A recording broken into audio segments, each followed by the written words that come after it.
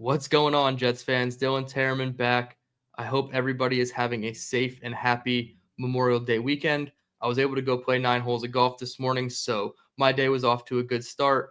Hope everybody's drinks are flowing, music is cranked up as we celebrate everybody who, was part of the armed forces and allows us to do what we do here at home. So, the big topic around the Jets community has been the youth movement that's taking place with Aaron Glenn and Darren Mougey collecting a ton of players under the age of 30.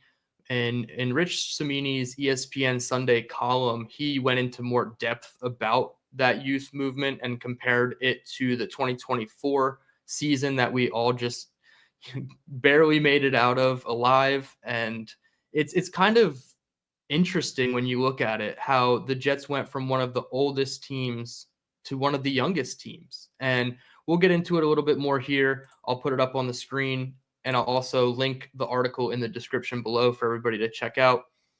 Rich says the Jets are turning a darker shade of green before our eyes. They only have 5 players entering their age 30 season or older. Backup quarterback Tyrod Taylor, long snapper Thomas Hennessy, wide receivers Alan Lazard and Josh Reynolds, and guard Zach Bailey.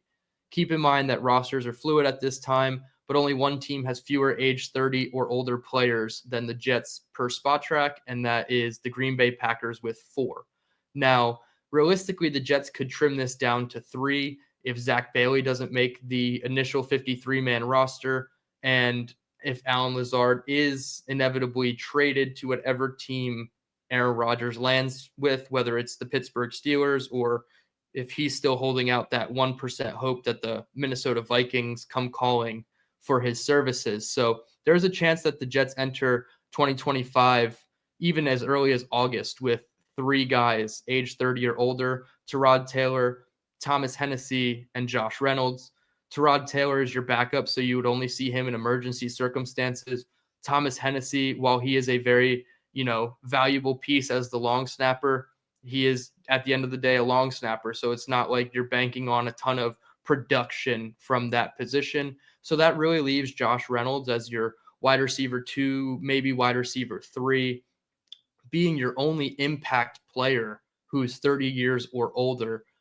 So Rich goes on to say, for the Jets, it's a stark contrast to last year when they opened the season with 12 players in that category, most notably quarterback Aaron Rodgers, linebacker C.J. Mosley, tackles Tyron Smith and Morgan Moses, Greg Zuerlein, and Thomas Morstead.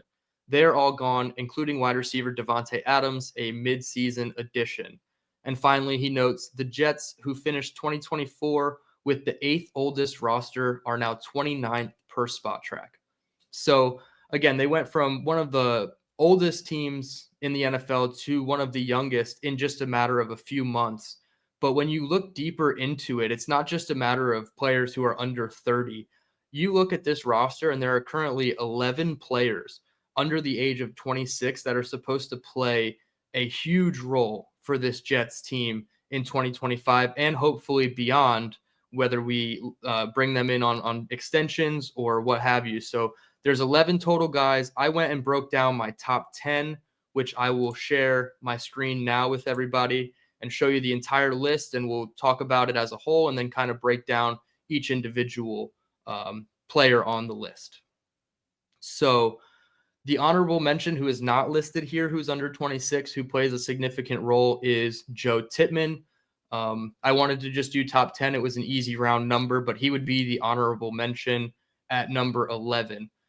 So to me, the first thing that sticks out on this list of 10 names is Andre Cisco and Justin Fields are the only new additions to the roster. So if there's one thing we can't kill Joe Douglas for, it's at least showing some signs of life when it came to bringing in talent. There's 8 names on this list who are going to be huge contributors, who are all brought in by Joe Douglas. So we do need to give him kudos for that. But when you look into it, each player has reasons for why they are slotted as they are, at least in my opinion. We'll start at number 10, Elijah Vera Tucker.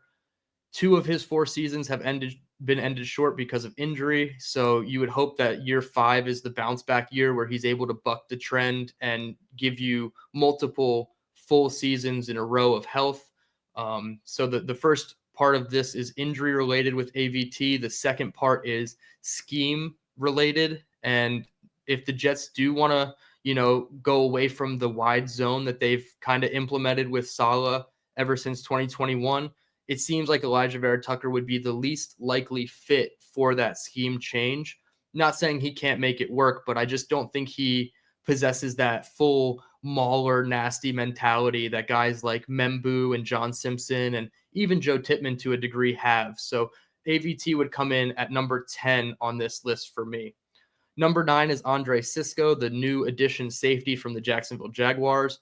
I do think that my expectations personally are pretty high for Cisco. I want to see him, lead the team in interceptions on the back end as that single high free safety type player.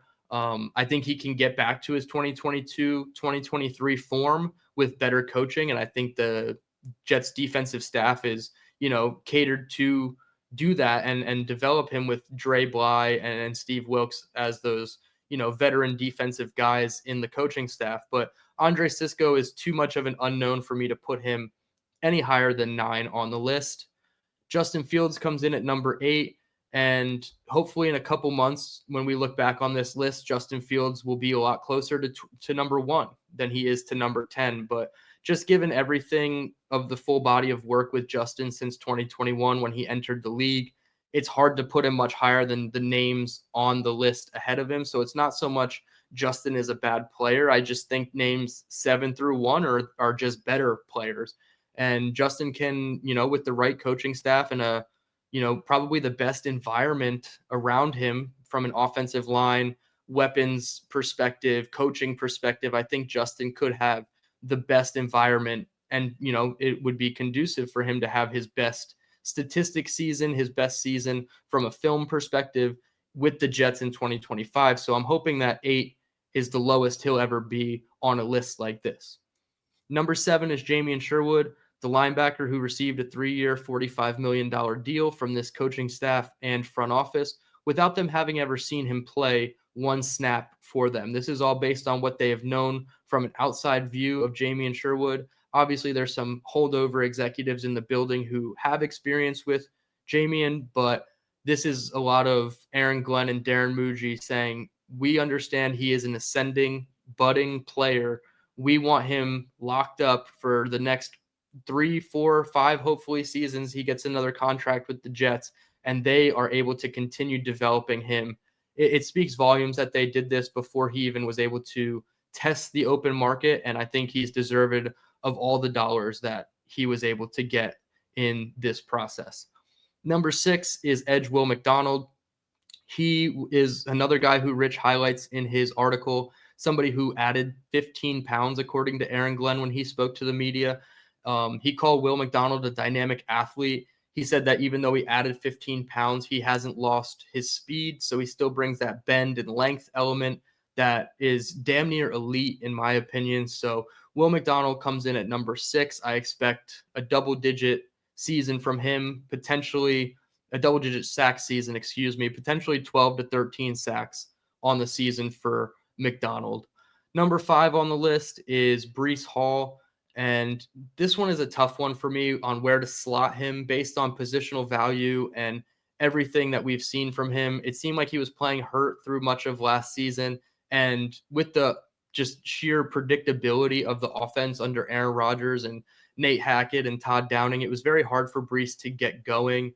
So just not conducive for his success last year. And I know they tried to spam him against the Patriots the year prior to get his 1,000 yards, and somebody didn't know how to do math right, and he came up a couple yards short, but that's as close as he's been to 1,000 yards, and everybody was selling out to get him those yards. So not trying to speak too negatively of Breece Hall, but it's just one of those things where his positional value and just not being sure how the coaching staff sees him fully is going to play a part in these rankings. If he comes out and he's the bell cow in 2025 and Braylon Allen is, in that clear-cut RB2 role and it's not so much a committee, then I would love to see Breece Hall get a 2-year, $30 million contract with most of that guaranteed and keep him, on a similar trajectory as if they were to franchise tag him twice and then you have him for this season and 2 more. So Brees comes in at number 5.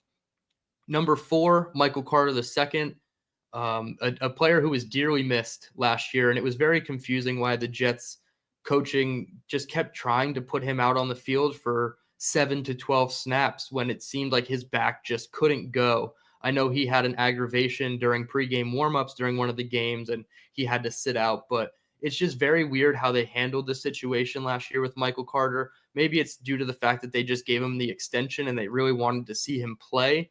But to me, it wasn't good for him to be able to find solid footing and build on a good body of work in 2024. But he comes in at number 4 for me because I think in 2025 we're just going to see him regress back to the mean and compete. And I think he can be an All-Pro. They added the slot corner All-Pro designation for nickelbacks last season, and I do think that he can compete for that role. He's probably a top 3 nickelback in the league. Numbers 3 through 1 seem a little bit obvious, and you can kind of put them in whatever order you want based on how you see, especially the top 2. But they're the 2022 first rounders. Jermaine coming in at number 3, obviously coming off the Achilles, he's a complete, unknown as to what version of him we're going to see maybe weeks 1 through 7. He might just be a 15 to 18 snap a game person. If they don't like what they see from him running full speed, he seems to be sprinting off to the side with trainers at practice. So that is a good sign that he is, maybe not ahead of schedule, but at least on schedule to be a contributor in the first month of the season, whether it's a limited role. Maybe he's at 100% by the end of August and they are able to get him ramped up in time for the season opener against the Pittsburgh Steelers. So Jermaine Johnson, lofty expectations. Hopefully him and McDonald can each eclipse 10 plus sacks. And Jermaine comes in at number 3. Number 2 is Garrett Wilson. Obviously, this guy has proven every single time that he is worth being a Jet for life. I know that was his quote last week when he spoke to the media, but it's true. He has given you everything from a superstar's perspective as to why you want to pay a guy like this. He's showing up to voluntary OTAs. He is finally happy again, and he had to state that he was unhappy losing, but not unhappy with the Jets as a whole. Maybe that's not the full truth, but at this point, who really cares? He seems happy now with Justin Fields in the fold. So I'm going to take him at face value and say that he truly is excited for this season, and I would like to see him extended by mandatory minicamp, which starts on June 10th.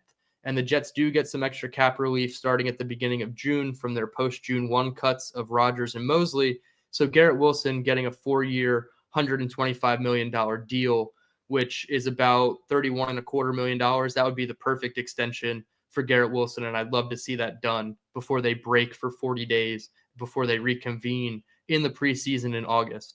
And then number 1, obviously, Sauce Gardner. You have 2 All-Pros on your 3-year resume. That's just going to speak volumes. I know he had a down year last year. He would even admit that. Even from a mental perspective, he had a down year, and that goes into a lot of it. When you are mentally not there, it's hard for you to play your best. And I want to see the tackling improve, obviously.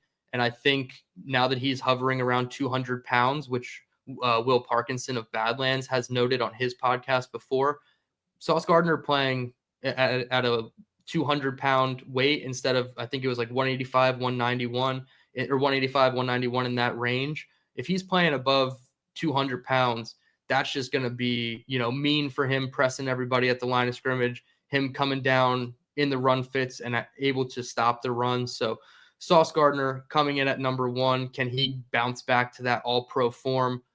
I think Aaron Glenn is the perfect coach for him to achieve that, being a former Pro Bowl corner himself. So all in all, those are my 10: AVT, Andre Sisco, Justin Fields, Jamien Sherwood, Will McDonald IV, Breece Hall, Michael Carter, Jermaine Johnson, Garrett Wilson, and Sauce Gardner. Those are my top 10 Jets. Those are my top 10 Jets under 26 years old. I think that every single one of those guys is going to have a massive impact on this team in 2025 and beyond, probably the next 3 to 4 seasons, if we're being honest. And I look forward to all of them, developing properly with a coaching staff that hopefully has something in between their ears in terms of development and being able to play their players to their strength, not just saying, let's go put 4 down linemen, blitz only 4, maybe we'll rush 5 occasionally, and we'll just play some soft ass zone on the back end. So I'm really excited for these guys. I think the youth movement, one, is going to be a positive thing when it comes to obviously long-term trajectory, but also when it comes to getting these guys the reps that they need to become great players. Obviously, you have all your rookies who are 23 years and under, and I think most of them are going to have significant roles, especially Membu, Taylor, probably day one starters at their positions, right tackle and tight end, respectively. Then you have A.Z. Thomas, the third-round corner. And then you have Malachi Moore, the fourth-round safety, even Arian Smith, the fourth-round wide receiver. All 5 of those guys could have a pretty sizable role for the Jets in 2025. So they have a immense amount of talent under the age of 25. So although you hear the words youth movement and play the kids, it's not a let's go play the kids because our season is cooked. It's a let's go play the kids because they're the best damn talented that we got on this roster. And it doesn't make sense to get older in the first year of a new regime. Let's get younger, faster, stronger, hopefully a little bit more, intelligence, IQ on the field as well. So all in all, I'm a big fan of this youth movement. Let me know your thoughts in the comments. Drop a like on your way out. Subscribe if you're new. Once again, I'm DTereman. Happy Memorial Day weekend to everybody, and let's go Jets.